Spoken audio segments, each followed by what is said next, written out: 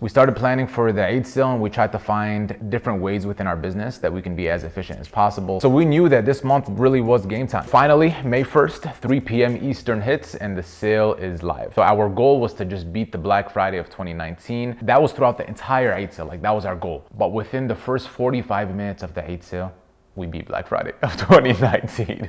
But it worried us because we're like, okay, if we just beat the Eid Sale in 45 minutes and there's still 3 or 4 days left, can we handle that?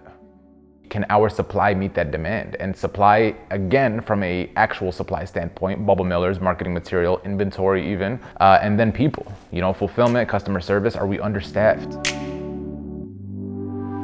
We said, let's just get started, and so fulfillment team, we began printing the labels. Customer service began responding to emails. We did have to turn off our chat. We were hoping to be able to chat with customers live. Quickly, we became very overwhelmed and knew we wouldn't be able to handle the traffic. So we turned that off and just kept it emails only. And they started coming in. I think we were handling it. It was pushing at us and we were pushing back. It was pretty even.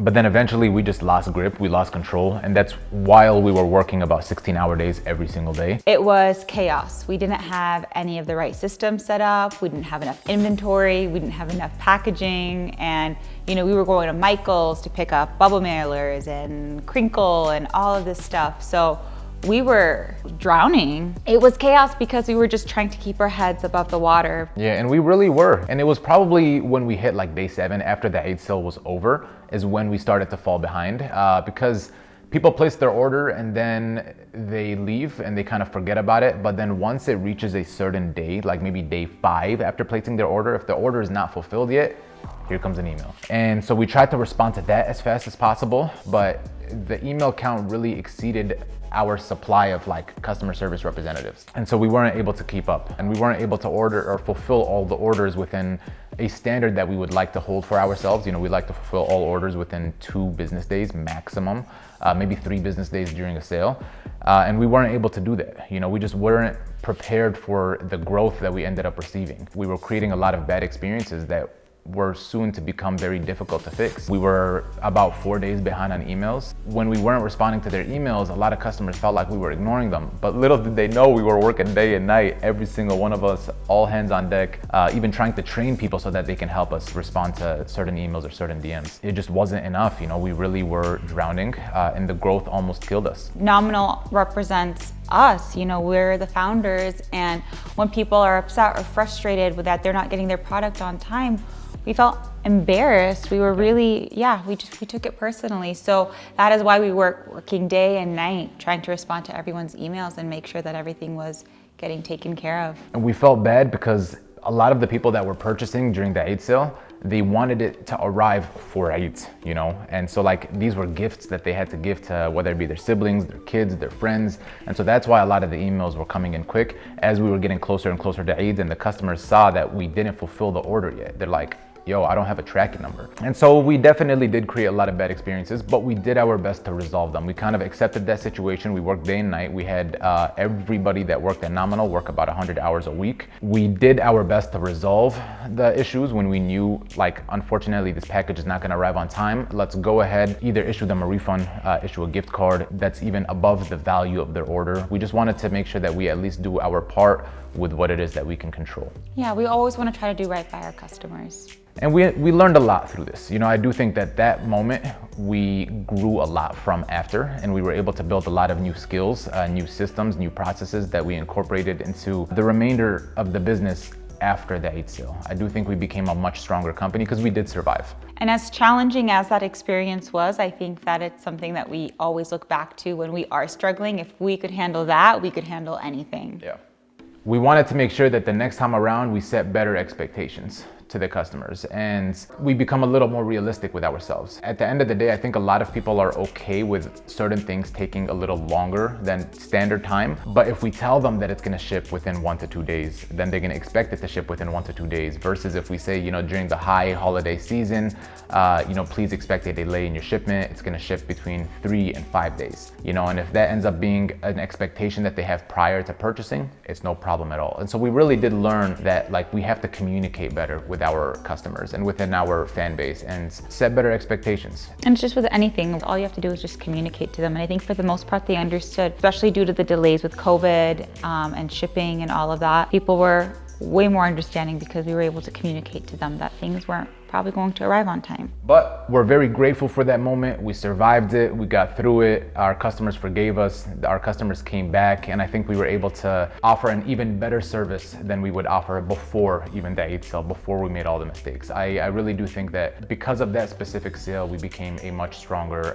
transparent, better expectation setting brand. We were able to communicate with our customers a lot better, so that's why we continue to grow even after that traumatic month-long experience. So we were a team of 7 at that time, and there's only so much 7 people could do in terms of packing, emails, marketing, all of that. So that is when we decided to use that experience as a springboard to hire new people. It really was our time to grow some more. I mean, that was even more proof of concept. It showed us that there's so much demand out there, and we got to make sure that we don't make these same mistakes again, and we got to make sure that the next time around we do have the supply to meet that demand. So we did grow our team even more.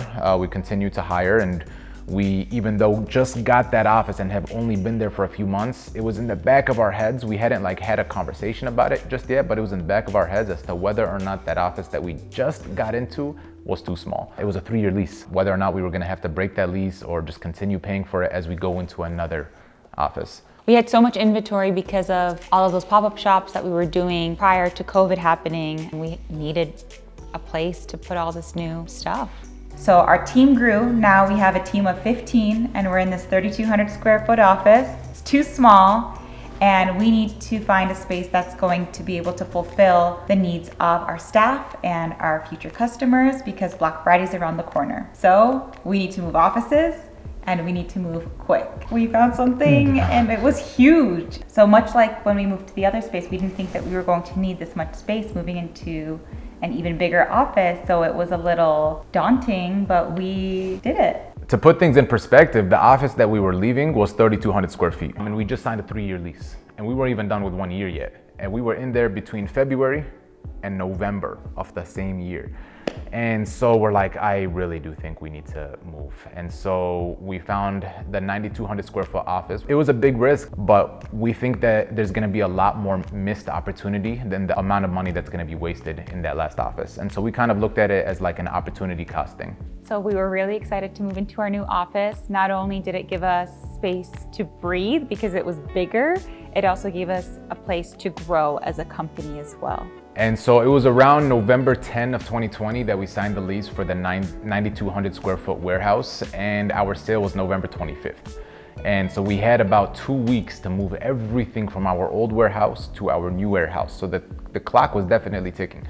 And the thing is, it's not like we only have moving work to do throughout those 2 weeks. We have to prepare for the sale from a marketing standpoint, customer service standpoint, kind of like the logistics aspect, the back end aspect that's not just warehouse moving related. So I mean, we were hustling, we were hustling every single day, going back and forth from one office to the next, and just moving the racks in the warehouse and putting the inventory on those racks and trying to find the most efficient spot for it as well. So yeah, I mean, we were working day and night in order to get it happen, and then sale went live. We weren't 100% prepared, but we did our best given the circumstances, and we started fulfilling orders once again. So for the Black Friday sale, we wanted to take everything that we learned from the May 1st sale and make sure that we implement that. We wanted to under-promise and over-deliver.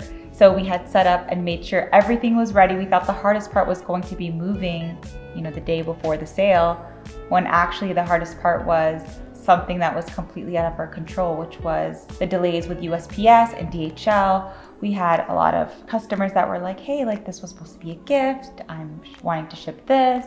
And a lot of people weren't getting their orders on time because of, there was a global pandemic, and USPS and DHL, they were understaffed. And to be honest, I think we did a great job. And I can definitely say that we fulfilled orders faster than we ever have. We responded to emails faster than we ever have. And I was really proud of our execution as a team, so we really did come a long way from the last sale and from the very beginning of time. Very proud of our team, truly. We have the best team, the most passionate team, a team of people that is willing to work however many hours are required. Whether that be 12 hours, 16 hours, they will not leave until the job is finished. And I'm forever grateful for that, to the point where I remember someone asked me, a different business owner, he said, man, I'm struggling finding the right team.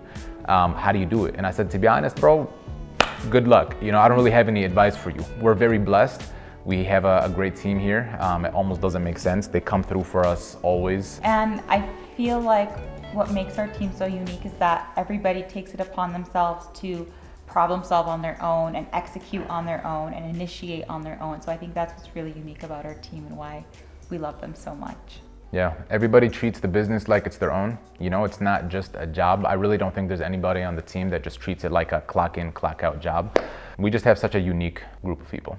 Our mission with Nominal is to be a globally recognized household name that is working alongside a lot of the other globally recognized household names. Kate Spade, Midjouri, Nike, any brand out there that every single person knows, we want them to also know Nominal. It's important that we're able to do that because we're a team that's full of people of color. We're a team that's full of minorities, and we're Muslim, and there aren't that many Muslim-owned brands. So we want our community to be inspired through our brand and through our story, and we want them to be able to see themselves within us and our team.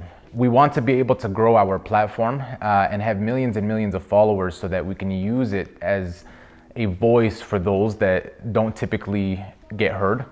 We want to be able to use it as a voice to bring attention and bring awareness and even raise funds for the different causes that don't typically get the attention that they deserve. And so we want to be there for our community. We want to be there for not just the Muslim world, but the world that's full of minorities that maybe don't feel like they fit in. We want to show them that it is possible through us fitting in as a brand and as a team with all the other industry leaders. Yeah, we want to make people feel that what makes them unique is where they come from, what they represent, what inspires them. And I think that Nominal really does create that bridge between people. Yeah, we're one of the main brands in this world that allows people to showcase where they're from, whether it be the country that they're from or a language that they speak, the religion that they hold, or their favorite word or quote, something that resonates with them. So we want people to really be so proud of their identity and to be able to showcase it through a Nominal piece. So one of our favorite parts about Nominal is our Deed of the Month, which is our way of providing social impact through Nominal. Deed of the Month is when we select a couple of pieces and the proceeds of that go to cause of our choice. So through that, I feel like we are wanting to influence other brands and set this norm that, you know, it is everyone's responsibility as a brand to give back. So that's why we chose to do the Deed of the Month, because we want to set and influence other brands to do the same. So early 2020, we set a goal to donate $100,000 for our Deed of the Month program, and towards the end of the year we were able to reach that goal. So I'm really proud of Nominal and our customers too for supporting us and being able to fulfill that. People always ask us what's next for Nominal now. Nominal just turned 3 years old. She's still a baby. So there's a lot more for us and it's really unknown, but we do hope that based on what we've learned and all of those experiences that we've gone through, that it's only up from here. We've really springboarded into this next new chapter and I'm really excited for it. We want to make our community proud. We want to make our parents proud and we want to make ourselves proud. I want to make you proud. So that's I want to make you proud too. So I think that's why, you know, what makes us keep going.